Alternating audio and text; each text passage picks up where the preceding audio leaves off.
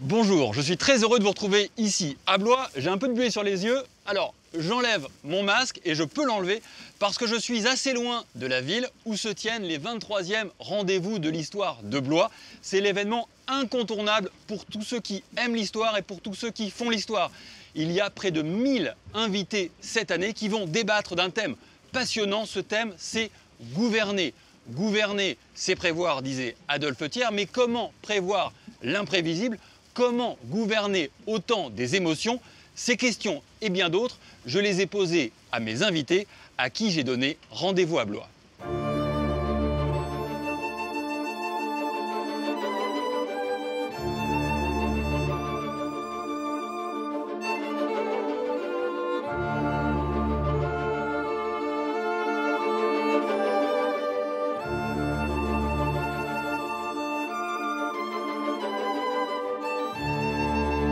Pour commencer, on se demandera comment gouverner face à la peur. Cette question, on se la posera avec le grand historien Patrick Boucheron. Dans un second temps, on verra comment les gouvernements peuvent utiliser la peur pour parvenir ou se maintenir au pouvoir. Et cette question, on la posera à la philosophe Cynthia Fleury et à l'historien de la République Nicolas Rousselier. Enfin, dans un troisième temps, on se demandera comment les gouvernants peuvent aussi utiliser leurs propres émotions intimes, pleurer, rire par exemple, pour gouverner. Et cette question, on la posera à la journaliste Christine Ockrent. Et puis pour terminer, un témoin qui sait ce que c'est que gouverner, c'est l'ancien président de la République, François Hollande. Gouverner face aux émotions, c'est parti.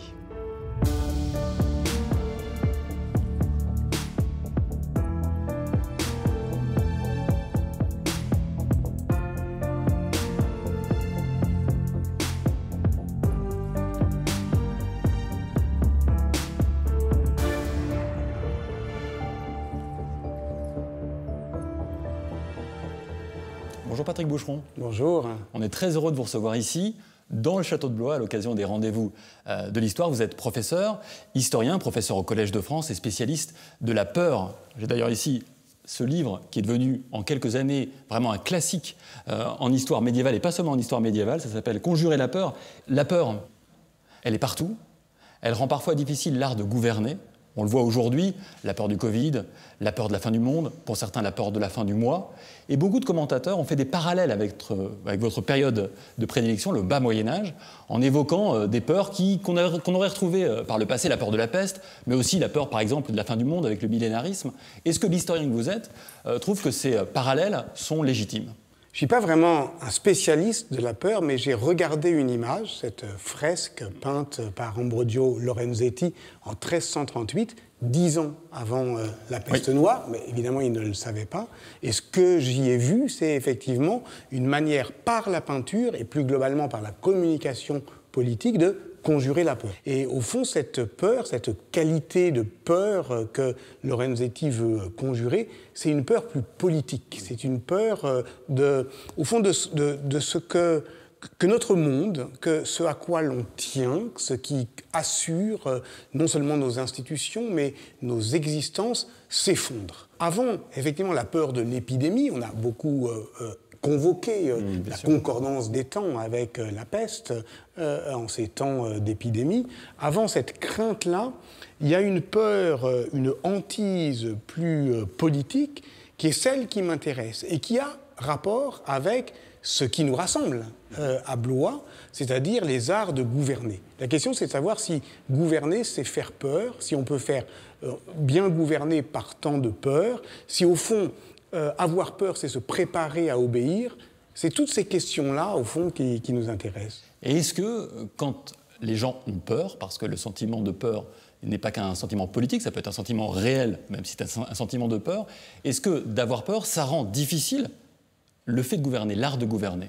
Non, et c'est bien pour ça, justement, qu'il y a des politiques de la peur. C'est qu'au fond, l'homme apeuré est un homme qui est préparé à consentir à un pouvoir, fût-il injuste. Et c'est pourquoi, effectivement, quelques pouvoirs tyranniques jouent de la peur. Et en même temps, on sait bien que le slogan inverse, « N'ayez pas peur », peut être également criminel. Et que face à des gouvernements mauvais, il y a de quoi avoir peur. Et cette bonne peur politique, c'est ce qu'on appelle la vigilance. Mais alors le bon gouvernement, c'est quoi par rapport à la peur? Vous dites qu'il est vigilant, mais ça veut dire quoi? Qu'il est équilibré face à cette peur? Qu'il désigne la réalité du danger. Et on voit très bien que face au gouvernement, nous oscillons sans cesse entre deux reproches. Par exemple, en temps d'épidémie, allons-y carrément. En faire trop, n'en faire pas assez. D'une certaine manière, il y a là un dosage qui est presque impossible à satisfaire. Voilà. Et pourquoi? Parce que ça, Hobbes le dit très bien, Thomas Hobbes, qui décrit le Léviathan. Vous savez, le Léviathan, c'est ce monstre politique qui englobe les citoyens apeurés dans la crainte qu'il inspire. Et au fond, c'est l'idée que Hobbes disait « je suis né jumeau de la peur ». Parce qu'il croyait, on est au milieu du XVIIe siècle, il croyait au fond qu'il y avait un contrat noir entre les citoyens et l'État, que les citoyens, au fond, déléguaient à l'État l'exorbitant privilège de désigner l'ennemi. Et là, on est vraiment dans ce qu'on appelle la souveraineté. Mais l'État, c'est aussi des gens qui ont un cœur, qui respirent, qui sont eux-mêmes parfois traversés par la peur, potentiellement, quand ils gouvernent. J'aimerais vous montrer ici 3 représentations de peut-être ce rapport que peuvent avoir les gouvernants avec l'information, avec le fait d'apprendre tout à coup qu'il y a un danger quelque part. Alors cette fresque, vous la connaissez bien, c'est la fresque de Mantoue. On est au milieu du XVe siècle à Mantoue en Italie. Et il y a un détail qui vous intéresse, c'est ici où on voit un conseiller qui informe le prince d'une nouvelle qu'on imagine pas forcément une très bonne nouvelle vu le visage du prince. Et cette image, vous la mettez en relation avec une autre image. On est aussi dans un contexte bien plus large, puisqu'on est le 11 septembre 2001, George Bush est dans une école maternelle et il reçoit à ce moment-là, sur le même mode, une information évidemment très mauvaise, catastrophique, dramatique, celle des attentats du 11 septembre. George Bush reçoit l'information avec ce visage également concerné. Et puis, plus récemment, dans l'histoire de France cette fois-ci, on est le 13 novembre 2015, là encore dans un cadre beaucoup plus large, puisque c'est un match de football au Stade de France, et là aussi, un conseiller vient à l'oreille du président François Hollande l'informer des attentats qui ont eu lieu à Paris. Je ne connaissais pas l'image de François Hollande se faisant apprendre l'attentat du Bataclan, mais je connaissais évidemment celle de George Bush, et voyant celle de George Bush, c'est une déformation professionnelle de l'historien médiéviste que je suis. Par transparence, j'avais vu cette fresque de Mantegna à Mantoue. Pourquoi? Parce qu'on est dans une scène, alors là, qui est une scène du pouvoir, c'est-à-dire le secret de l'État, ce moment où un conseiller glisse à l'oreille du prince une information qui va devenir publique, mais qui ne l'est pas encore et qui reste secret au sens propre et étymologique du terme, c'est-à-dire réservé. C'est ce moment suspendu qui est, au fond, le moment le plus intense de la souveraineté. Et là, évidemment, ce qu'on regarde, c'est les yeux du gouvernant, où, au fond, le dirigeant prend sur lui la peur, qui est la peur générale, commune de la société, comme s'il devait l'assumer lui-même. Et c'est comme s'il la prenait en charge, oui, littéralement, comme si, d'une certaine manière, cette peur-là le traversait lui-même. Parce que quand on dit, par exemple, la peur du tyran dans la littérature médiévale, ça va dans les deux sens. Le tyran, évidemment, est un tyran redouté. Il doit faire peur, il doit se faire craindre, mais en même temps, il est pris dans la peur qu'il suscite. Il est presque prisonnier de la hantise de ses sujets, et lui-même, c'est le propre de la tyrannie, finit par avoir peur de la peur qu'il inspire.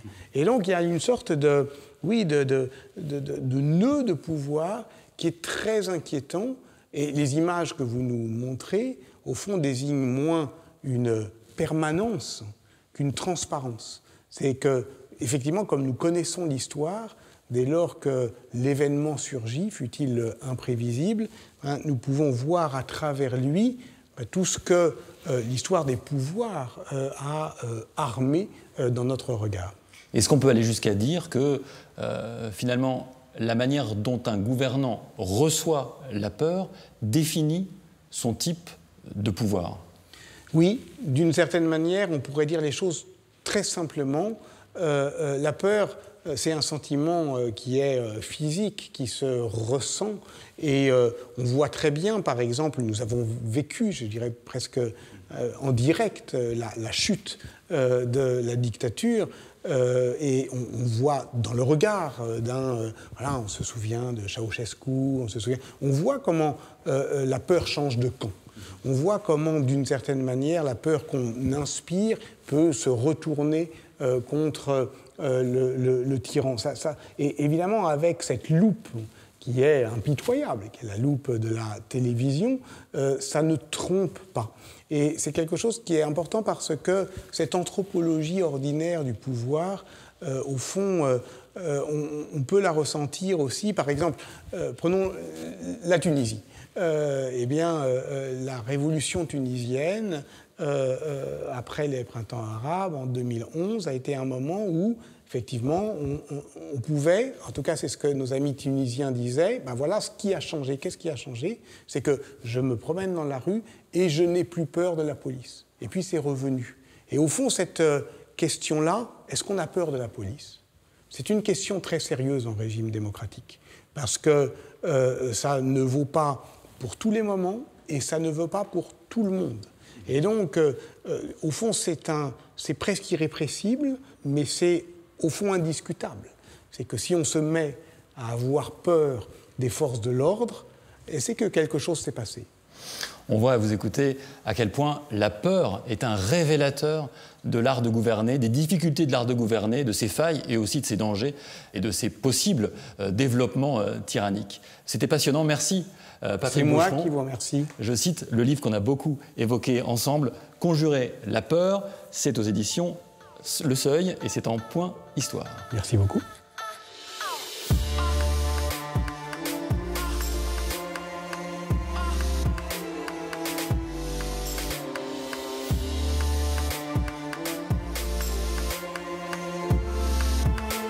Nous sommes toujours au château de Blois. Derrière moi, la charpente sous laquelle se trouve la salle des États généraux, un lieu de pouvoir et de gouvernement, notamment au XVIe siècle.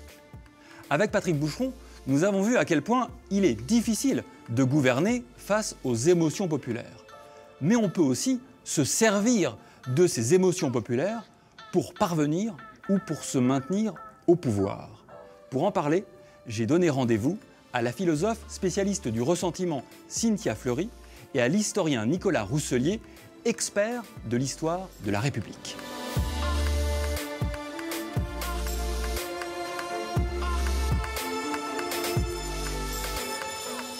Je me trouve maintenant ici avec Cynthia Fleury. Bonjour. Bonjour. Vous êtes philosophe et professeur au Conservatoire national des arts et métiers. Et à vos côtés, Nicolas Rousselier. Bonjour. Bonjour. Vous êtes historien, professeur à Sciences politiques à Paris et l'auteur de La force de gouverner, il y a quelques années, chez Gallimard. Première question pour vous. Votre dernier livre que j'ai ici, Cynthia Fleury, s'appelle « Sigil amer, guérir du ressentiment ». C'est un livre sur la psychologie, mais aussi sur la politique. Comment vous en êtes arrivé à vous interroger sur la question du ressentiment en politique? Et si on peut offrir une définition assez rapide de ce qu'est le ressentiment? Bon, le ressentiment, de façon un peu rapide, c'est une rumination dans la colère, dans l'envie, dans la désignation d'autrui comme bouc émissaire et dans la désignation de soi-même comme victime. Et c'est un délire qui va se construire autour de ça. Donc, c'est ni la colère, mais c'est la fixation, l'enlisement, l'auto-empoisonnement dans ce sentiment-là. La rumination. La rumination. Donc ça, c'est la version rapide.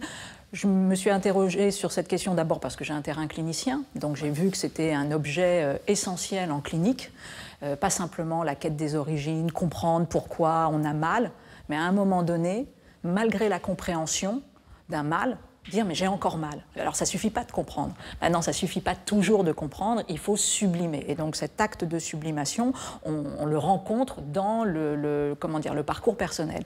Et puis en revanche, pour ma part, ce n'est pas nécessairement la question du bon gouvernement, mais c'est comment nous créons des outils institutionnels et non institutionnels pour endiguer peut-être la menace la plus forte pour la démocratie, parce que c'est aussi son exigence première, à savoir créer les conditions de l'égalité, mais les conditions factuelles, concrètes. Et donc à un moment donné, si elle faillit, de fait, il y a quelque chose qui vient renforcer la pulsion ressentimiste de base. Et en même temps, on peut aussi avoir un gouvernement qui joue sur le ressentiment, qui s'en nourrit. Nicolas Rousselier, dans l'histoire, c'est quelque chose d'assez fréquent.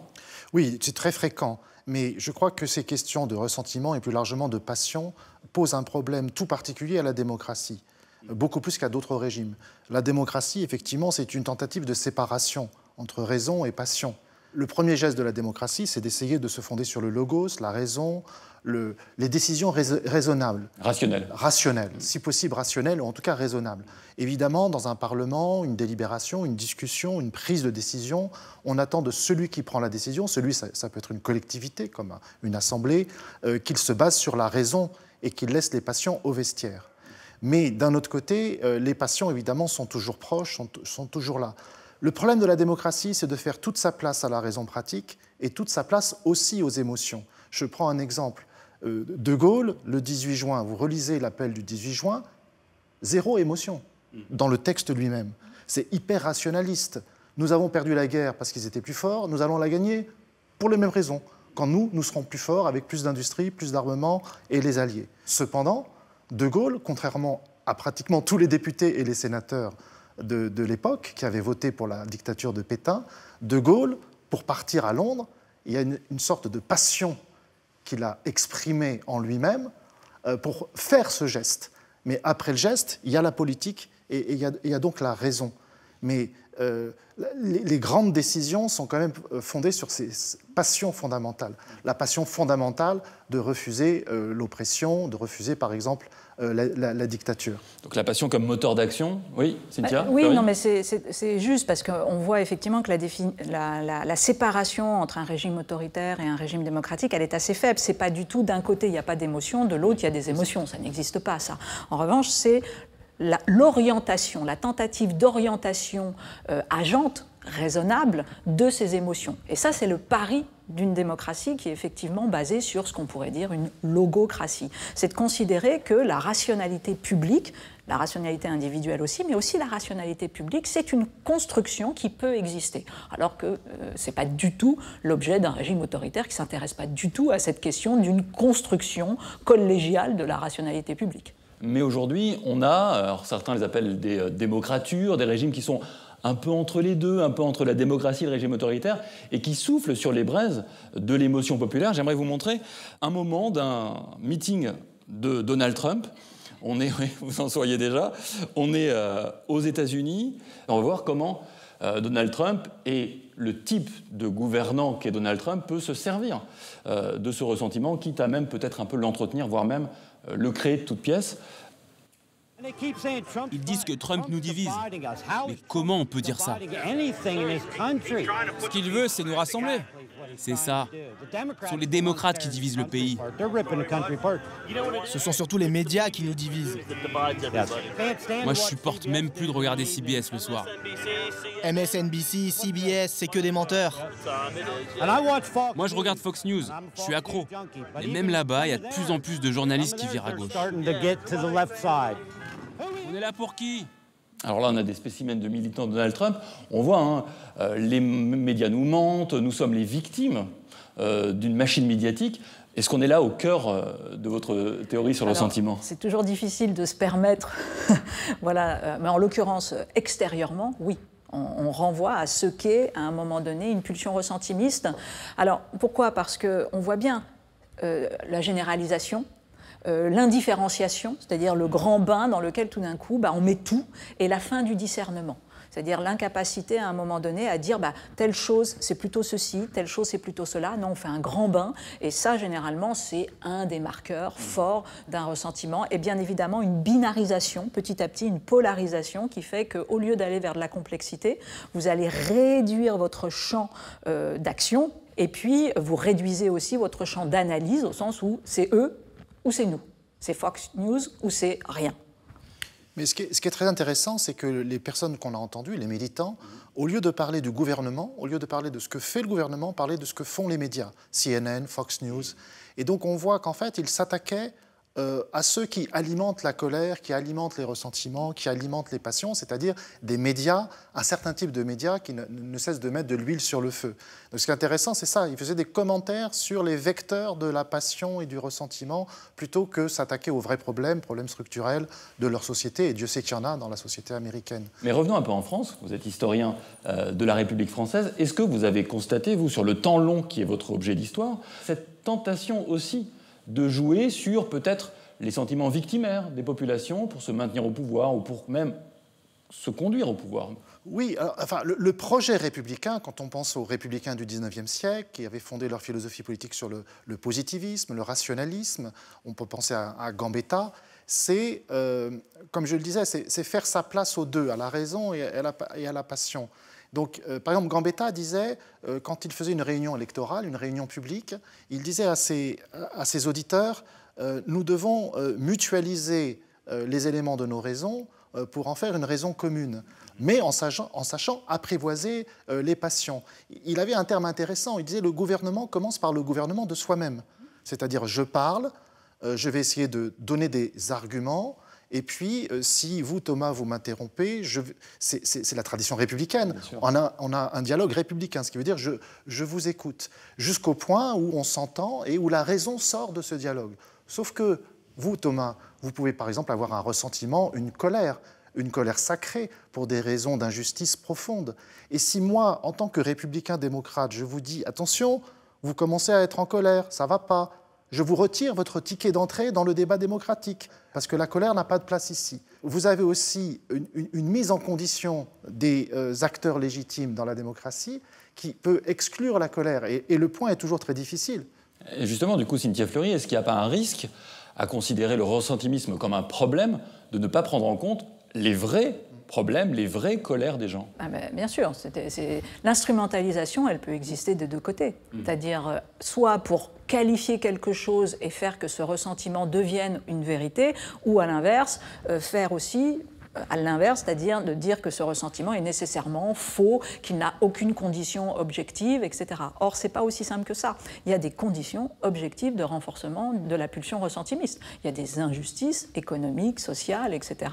Mais le ressentiment, c'est un pas de plus. C'est-à-dire que très souvent, moi, l'enjeu, c'est de montrer quoi? L'enjeu, c'est de montrer, justement, ce n'est pas de psychologiser l'histoire, c'est de repolitiser l'action politique. Donc, c'est à un moment donné de comprendre que quand vous rentrez dans le ressentiment, vous n'allez pas produire une action politique de type mouvement social, construction, édification et lutte contre les inégalités. Vous allez produire une réaction qui va vous emmener vers de la binarisation, et cette binarisation, elle ne va pas produire un progrès historique. Elle va produire plutôt, généralement, une involution et une régression historique. Et pourquoi? Parce que vous allez donner pleinement foi à cette passion, alors que dans un univers politique, c'est pas ce qu'on fait. On vient symboliser, c'est-à-dire qu'on utilise cette passion, donc on l'instrumentalise d'une certaine manière. Sauf qu'au lieu de l'instrumentaliser pour aller dans un lâcher-prise de cette passion, on va essayer de calmer cette passion et d'orienter pour qu'elle puisse tout simplement nous aider à défendre tel ou tel idéal.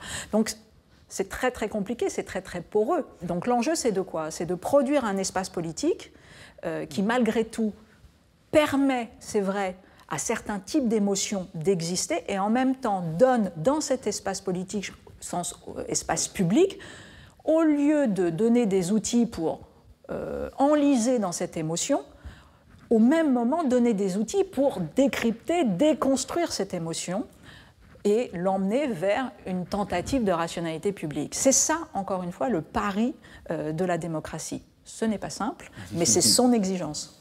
Nicolas Ancellier? Une réponse républicaine, mais on peut élargir, pas simplement la République française, la République romaine, les républiques italiennes du Moyen-Âge. Une réponse, c'est justement de dissocier des moments et des instances ou des institutions. C'est que la République est une pluralité d'institutions. Donc il peut y avoir un moment où une institution va spécifiquement laisser s'exprimer la colère. C'est ce qu'on faisait dans l'Antiquité. Voilà, le tribun du peuple, la fonction tribunicienne. Donc c'est très important d'avoir un lieu propre pour que s'exprime la passion, au lieu qu'on leur dise à la passion, non, arrête-toi, parce que ça y est, tu commences à être trop violente. Donc il faut un endroit où la passion s'exprime, mais c'est un moment, ça ne peut pas être le seul moment, bien sûr, d'une prise de décision. Il doit y avoir un autre moment où c'est la prise de décision qui tient compte de la passion exprimée et qui tient compte des autres facteurs. On n'imagine pas un chirurgien, au moment d'opérer son patient, enfin il faut l'espérer si on est soi-même patient, être pris par ses passions, parce que quelques minutes avant, il s'est engueulé avec un collègue ou quelque chose comme ça. Donc on attend de lui qu'il soit parfaitement maître de lui-même au moment d'opérer. Mais ça ne veut pas dire que, préalablement, 1 heure avant, en voyant par exemple l'état de la maladie du patient, il ait eu une émotion sacrée, une empathie pour le malade, par exemple, qui est effectivement très, très malade. Je retiendrai l'expression de apprivoiser les patients. Une question très simple à l'un et l'autre pour terminer. Est-ce que vous êtes, vous, inquiet par cette dictature ou ce gouvernement des patients tel qu'on l'observe aujourd'hui?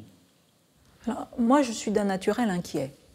Donc déjà, je rassure, j'étais inquiète avant. Donc, voilà. Donc, c'est vrai que la situation n'a pas aidé à calmer, à m'apaiser. Donc, mais en même temps, c'est pas tellement le problème, l'inquiétude. C'est qu'est-ce qu'on en fait.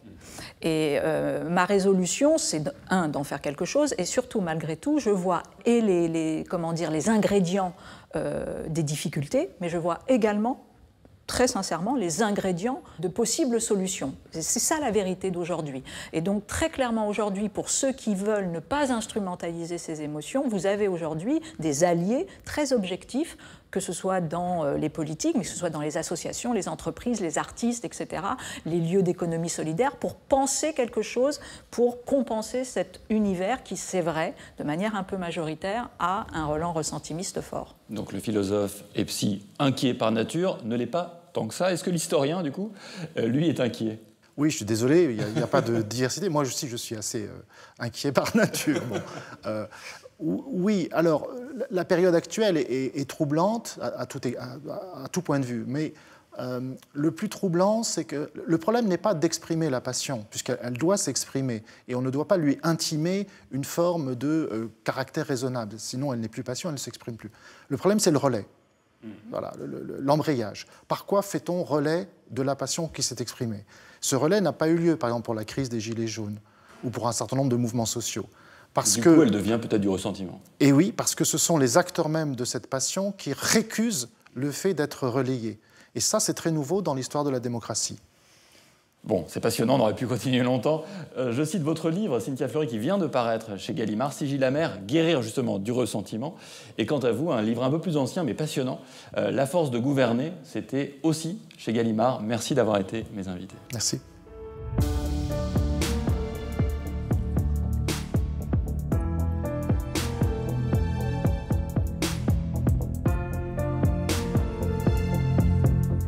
Nous sommes toujours à Blois, au rendez-vous de l'histoire.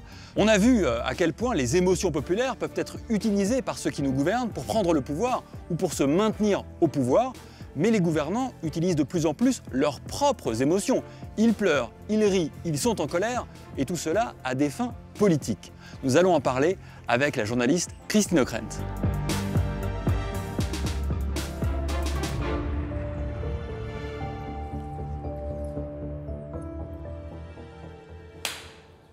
La reine Christine dans un château, tout ça est très cohérent. Christine Ockrent, bonjour. Bonjour, Seigneur Thomas. Je trouve que ce décor vous convient, ravi. Merci, on va commencer sur une bonne base alors. Surtout le côté austère. Vous venez de publier aux éditions de l'Observatoire La guerre des récits, Xi, Trump, Poutine, la pandémie et le choc des empires. Les récits, ça m'intéresse beaucoup. On réfléchit ensemble depuis le début de l'émission sur gouverner au temps des émotions. Vous avez vu beaucoup d'hommes politiques au cours de votre carrière, vous les avez interviewés. Est-ce que vous sentez que de plus en plus... Même des femmes. Et même des femmes politiques, bien sûr. Est-ce que vous avez le sentiment que de plus en plus, ils mettent en avant leurs propres émotions? Ils pleurent, ils sont en colère, en surjouant un peu les choses, comme un avantage, comme un exercice politique. La communication contemporaine, dans les démocraties, oui. Évidemment, avec Trump, on atteint le paroxysme de la chose, puisqu'on a affaire en fait à un battleur de télé-réalité. C'est d'ailleurs ainsi qu'il a été connu et apprécié de l'Amérique profonde. Donc Trump a fait de l'émotion, de la mise en scène, de l'émotion, enfin de l'émotion qui le concerne. C'est rarement... Oui. Ça concerne rarement quelqu'un d'autre. Donc Trump, oui, c'est véritablement le phénomène dans ce qu'il a de plus caricatural. Dans les régimes autoritaires, non. Regardez Poutine, dont le visage, remodelé, paraît-il, au fil des années, exprime très peu d'émotions.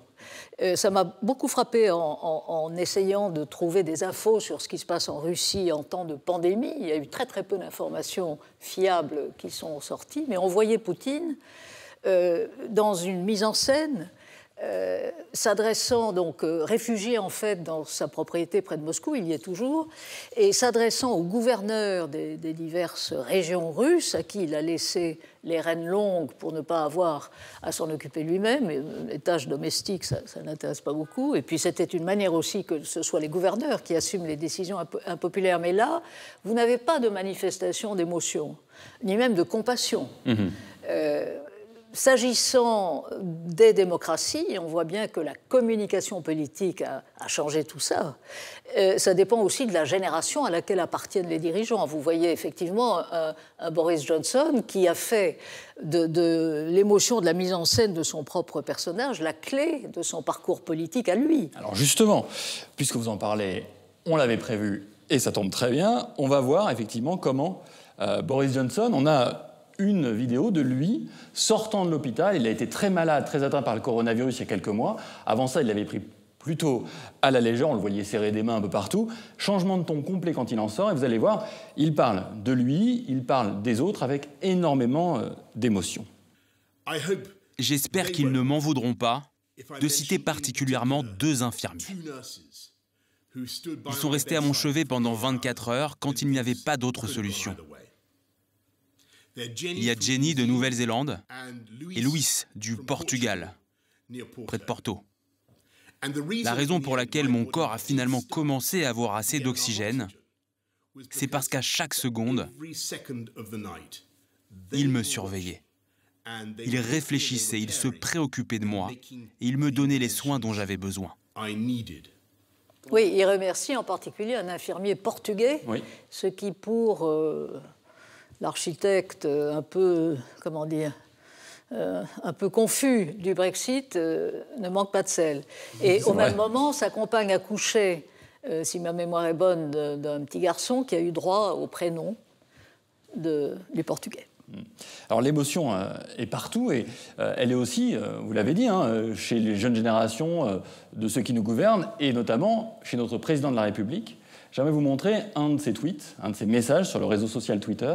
C'était juste au moment de l'incendie dramatique de la cathédrale Notre-Dame de Paris. Et regardez et lisez avec moi les mots qu'il emploie. Notre-Dame de Paris en proie aux flammes, émotion de toute une nation, pensée pour tous les catholiques et pour tous les Français, comme tous nos compatriotes. Je suis triste ce soir de voir brûler cette part de nous. L'expression de la tristesse personnelle, de l'intimité, quelle fonction elle a ici ? Mais c'est le président de la République qui s'exprime à un moment où nous avons tous, et au-delà même de la France, je me souviens très bien, moi j'étais aux États-Unis à ce moment-là, ça a été une émotion intense et collective. L'émotion peut être sincère, elle n'est pas seulement fabriquée, mais il appartient au président de la République, ça fait partie de son rôle d'exprimer l'émotion. Que n'aurait-on pas dit si son message, alors certes aujourd'hui ça passe par Twitter avec les limites du nombre de signes, etc., mais tout cela c'est de la communication, mais c'est aussi la fonction même qu'il exige. Mais parfois on peut aussi s'en servir à des fins véritablement politiques, comme une arme politique. J'aimerais vous montrer les larmes de Barack Obama. On est après une énième tuerie de masse dans une école aux États-Unis. Et vous allez voir comment les larmes deviennent non seulement une forme d'émotion évoquée, intime, montrée à l'œil public, mais aussi un outil de pouvoir politique.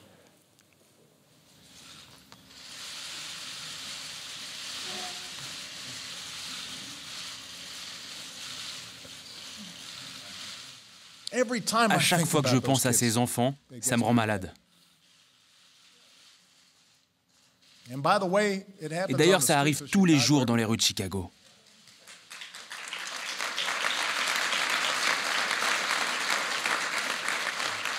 Donc, nous devons tous demander à notre Congrès d'avoir le courage de se positionner. Face au lobby des armes, nous devons tous faire front pour protéger nos concitoyens. Nous devons demander à nos gouverneurs, législateurs et entreprises de faire leur part pour rendre notre communauté plus sûre. Donc on est en 2012, au moment de la terrible tuerie de Sandy Hook, des enfants de 6 ans sont assassinés. Et on voit bien comment il utilise ça pour ensuite pousser le législateur à agir. Donc alors est-ce qu'aujourd'hui l'alarme est plus utile politiquement que l'argument rationnel ? Mais l'alarme a toujours fait partie des armes de la politique, et bien avant les réseaux sociaux, et bien avant les caméras. L'histoire est parsemée d'émotions et parsemée d'utilisation de ces émotions. S'agissant d'Obama, qui fait référence en plus à sa propre jeunesse, et plus encore à celle de son épouse, qui, on le sait, a toujours été plus active et plus émotionnelle que lui sur toutes les questions sociales, lui étant plus monstre froid, mais évidemment, l'utilisation de l'événement, l'émotion créée par l'événement et derrière le déclenchement d'une manœuvre politique, à un moment, si ma mémoire est bonne, où il n'a pas la majorité au Congrès, oui, mais il est président des États-Unis, il fait le job. Donc il y a quand même toujours un moment où on ne peut pas, et surtout nous autres journalistes, dont en fait c'est le métier aussi, d'essayer d'exprimer ou de traduire, sinon des émotions, en tout cas des analyses qui sont aussi imprégnées de ce que nous ressentons. Donc tout cela, me semble-t-il, fait intensément partie de la période contemporaine.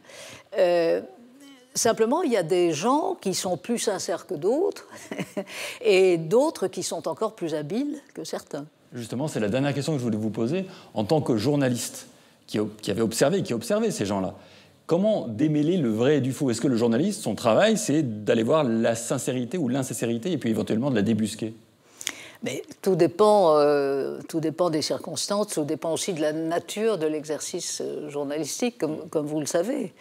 Le but, c'est de poser des questions et d'essayer d'avoir des réponses. Ça reste quand même le b.a.-ba. Merci en tout cas pour vos réponses. Merci Christine Ockrent d'avoir été mon invitée ici à Blois. Je rappelle le titre donc, de votre livre qui vient de sortir aux éditions de l'Observatoire, La guerre des récits. C'est sur la manière par laquelle les gouvernants ont affronté différemment, et notamment en termes de communication et d'émotion, la crise du coronavirus. C'est tout à fait ça.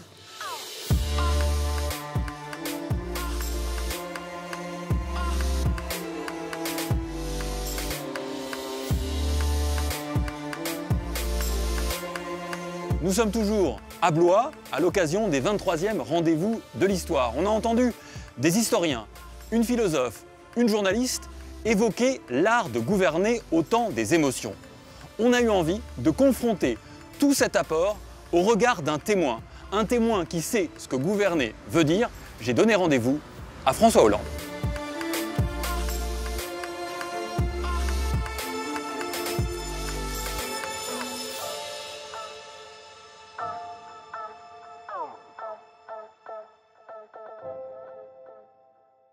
Bonjour François Hollande. Bonjour. On est très heureux, très honoré aussi de vous recevoir pour cette émission, pour clore cette émission qui était consacrée au thème de l'année au rendez-vous de l'histoire de Blois, gouverner, et gouverner face aux émotions. Alors gouverner, ça vous connaissez plutôt, vous avez été président de la République, rappelons-le, entre 2012 et 2017, et vous avez gouverné aussi face à un temps d'émotion exacerbé. Pour commencer, j'aimerais vous montrer une image, ou plutôt 3 images, que j'ai montrées tout à l'heure à l'historien Patrick Boucheron, Et j'aimerais avoir votre commentaire sur ces images. La première image, on est sur une fresque du Moyen-Âge, à Mantoue, et vous avez le prince qui annonce une information. Ensuite, vous avez George Bush en 2001, et on est ensuite au Stade de France, le 13 novembre 2015. Qu'est-ce qu'on ressent à ce moment-là, quand on apprend un événement aussi grave que les attentats qui sont en train de se dérouler à Paris? Alors d'abord, des images comme celle-là peuvent ne rien dire. Parfois, un conseiller vient vous voir pour vous faire part d'une information qui n'a pas d'intérêt, mais qui, pour lui, permettra d'être important. Mais il peut y avoir une image comme celle-là qui va avoir une signification, y compris pour le grand public. Pourquoi, à un moment, un conseiller, en l'occurrence c'était un policier, venait vers moi et me donnait une information. Quelle information m'est communiquée à ce moment-là?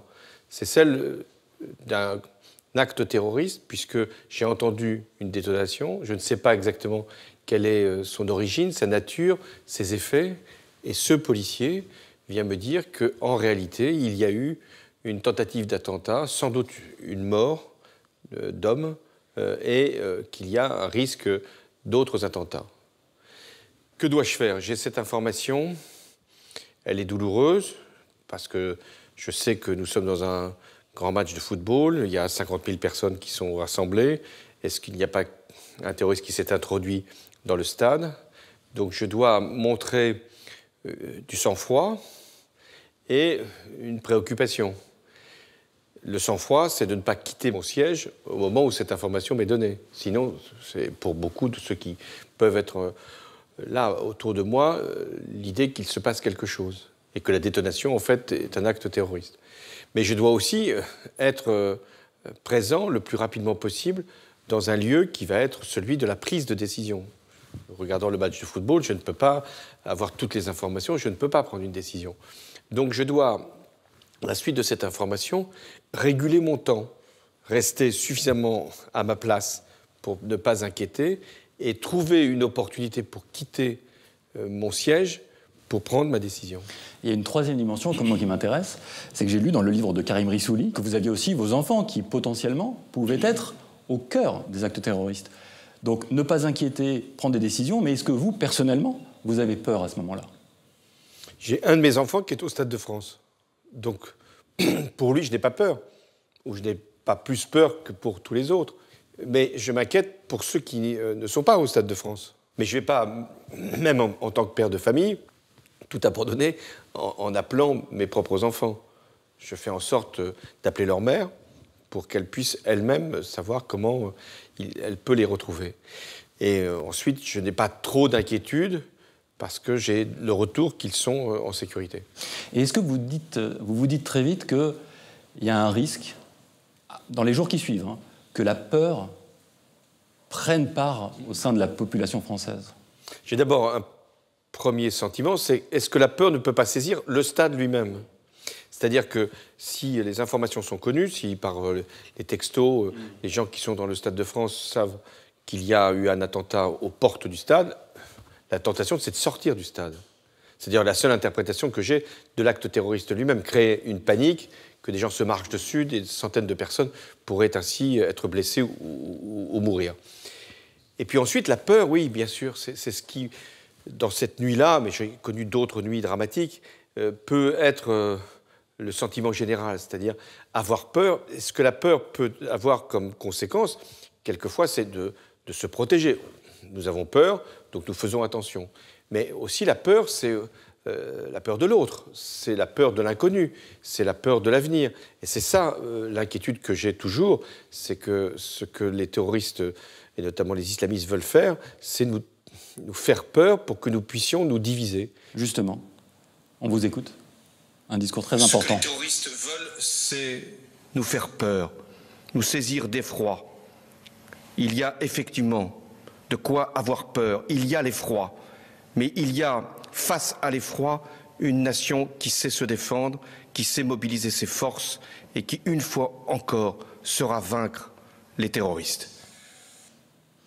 Se saisir de ce sentiment pour en faire quelque chose de positif. Oui, faire que la peur soit un sursaut et pas un repli. Faire que la peur puisse être un engagement et pas un retrait. Faire que la peur puisse être une mobilisation collective et pas un acte individuel. Donc c'est ça, comme chef de l'État, ma responsabilité à ce moment-là. C'est pas de nier la peur. Comment ne pas avoir peur quand des terroristes mettent des bombes ou tuent des gens sans distinction. Nous avons peur. Mais la peur, comme le dit le proverbe, n'efface pas le danger. Donc il faut que, face à la peur, nous soyons plus forts encore. Dans votre livre, qui est votre dernier livre, Répondre à la crise démocratique, vous montrez bien comment les régimes autoritaires aussi peuvent parfois utiliser la peur comme un instrument de pouvoir et comment les régimes démocratiques sont un peu en difficulté face à ce type de menaces. Comment vous considérez-vous ça? Est-ce que vous ne dites pas que les démocraties aussi parfois peuvent se saisir de la peur comme un instrument? Est-ce qu'il n'y a pas cette tentation-là aussi? D'abord, les régimes autoritaires prétendent qu'ils sont mieux placés que les démocraties pour répondre à des défis, et notamment le terrorisme ou la crise sanitaire. Oui. En disant, finalement, nous pouvons imposer très vite des décisions, donc pas besoin de nous embarrasser de délibération, des libertés, donc nous sommes plus forts. C'est une erreur. La démocratie a des qualités qu'aucun régime dictatorial ou antidémocratique pourra produire, c'est-à-dire la capacité de rendre les forces plus intelligentes, de nous mettre en situation, par l'association de tous, d'être capables de surmonter, y compris les attaques comme celle-là. La meilleure preuve, c'est que les démocraties ont gagné contre tous les totalitarismes, toujours. Et que les démocraties, on n'a pas été les premiers à vivre le terrorisme, ont toujours vaincu le terrorisme. Parce qu'il y a quelque chose de plus essentiel dans la démocratie, on sait pourquoi on se bat pour la liberté, on ne se bat pas simplement pour vaincre notre peur. Les régimes autoritaires, ils se battent pour qui? Pour le chef, pas pour les gens. Il y a un historien américain qui s'appelle Corey Robin qui a écrit un livre très passionnant sur la peur, justement. Et j'aimerais vous montrer cette citation et vous faire réagir. Il dit « Utiliser la menace des ennemis à l'extérieur comme prétexte pour réprimer les ennemis de l'intérieur ». Est-ce que ça peut être une tentation aussi, y compris au sein des démocraties, ça? Oui. D'abord, il y a des démocraties qu'on appelle illibérales qui ont utilisé toutes les peurs pour lutter contre les opposants. On l'a vu, y compris dans l'affaire du Covid. Mais ça peut être une tentation même pour des démocrates de se dire finalement, nous avons des ennemis, nous avons des gens qui ne respectent pas les lois. Profitons-en pour remettre en cause des libertés essentielles. On les trouvera et on les punira davantage que ce ne serait possible en temps de quiétude et de paix. Et c'est pour ça que ça m'a été posé comme question. Jusqu'où peut-on aller dans le sens de la fermeté sans entraver nos libertés? Et c'est un équilibre qui n'est pas facile et qui suppose qu'il y ait des contre-pouvoirs, notamment le Parlement, mais aussi les juges, les magistrats, ce qu'on appelle l'autorité judiciaire, pour nous dire non, vous ne pouvez pas aller aussi loin. Parce que vous ne pouvez pas faire d'un état d'urgence un état permanent. Vous ne pouvez pas autoriser des perquisitions dans n'importe quelles conditions. Vous ne pouvez pas assigner à résidence des gens que vous n'aimez pas, et on peut comprendre qu'ils peuvent être des dangers, parce que sinon, qu'est-ce que vous allez faire demain? Dans la période que j'ai traversée, il y avait la question des fichiers S. Et certains, notamment dans l'opposition à droite, disaient qu'il faut enfermer tous les fichiers S. Mais les fichiers S, par définition, c'était des personnes qu'on suivait, qui n'avaient pas encore commis d'actes, qui n'étaient pas pénalement responsables. Donc comment allait-on les mettre dans un camp et en disant vous êtes des éléments dangereux, on va vous mettre de côté? Non, ce n'est pas possible. Parce que ce n'est pas parce qu'on serait des naïfs ou parce qu'on serait des innocents ou parce qu'on serait des laxistes. Non, c'est tout simplement parce qu'il y a des règles. C'est toujours un risque parce que quand un fichier S commet un acte, on dit mais pourquoi vous ne l'avez pas arrêté? Pourquoi n'avez-vous pas été dans une police préventive? Mais ce n'est pas parce que je regarde un individu qui me paraît dangereux que je peux l'arrêter. Et c'est précisément la difficulté de gouverner en ces temps d'indignation permanente où on est parfois rattrapé par l'émotion populaire. Oui, et quelquefois condamné par l'émotion populaire, qui vient comme en vindicte, dire pourquoi vous ne l'avez pas empêché cet attentat. Je me souviens d'une scène assez douloureuse pour ce qui me concerne. J'étais venu sur les lieux des attentats, notamment au Bataclan, avec le préfet de police qui nous accueillait, le Premier ministre, le ministre de l'Intérieur de l'époque, et on est allé auprès du Bataclan, on a vu ces femmes et ces hommes qui sortaient hagards de ce lieu, et rentrant, quelqu'un sur le balcon m'a dit « Pourquoi vous n'avez pas empêché ça ? Pourquoi vous n'avez pas dissuadé ces terroristes de commettre cet acte ?» Je pouvais comprendre cette indignation. Mais on voit bien ce qu'est l'émotion. Je pouvais lui répondre, je ne l'ai pas fait, ça, je laisse ça à d'autres, par voie de balcon à rue. Venez me chercher, je vais vous trouver et on va se parler. Non, j'ai compris ce qu'il me disait. Je comprenais son indignation. Mais j'avais envie de lui dire, et combien d'actes terroristes a-t-on, nous, empêchés, enrayés? Mais il se trouve que nous sommes en guerre, d'une certaine façon, et que nous avons toujours des ennemis qui peuvent nous provoquer et nous abîmer, et nous attaquer. La difficulté du discours rationnel face à un discours d'émotion. Oui, mais ça, c'est le point le plus important. Si les démocrates perdent la raison, alors le risque est sérieux. La raison, c'est ce qui fonde la démocratie. Ça ne veut pas dire qu'on n'a pas d'émotions. J'ai des émotions. Je suis capable, pas simplement parce que j'ai une responsabilité, nous sommes tous capables de garder la raison, alors même que nous sommes submergés par l'émotion, par l'idée de la revanche, parfois de la punition, qui est nécessaire, mais nous devons garder la raison. C'est intéressant, c'est exactement ce que nous disait à votre place Nicolas Rousselier tout à l'heure, l'historien qui nous disait à quel point la République et la raison et la démocratie faisaient bon ménage et devaient faire bon ménage. J'ai une dernière question. On a évoqué aussi avec Christine O'Crane tout à l'heure les émotions visibles de ceux qui nous gouvernent, de vous. J'ai pas le souvenir de vous en train de pleurer. Est-ce que vous avez déjà résisté à cette tentation ou cédé à la tentation de jouer de vos émotions intimes à des fins même politiques peut-être? Non, je n'ai jamais voulu jouer. Je me suis néanmoins retenu de laisser paraître mes émotions pour ne pas laisser penser que j'étais moi-même touché par ce que certains, notamment les terroristes islamistes, pouvaient nous infliger.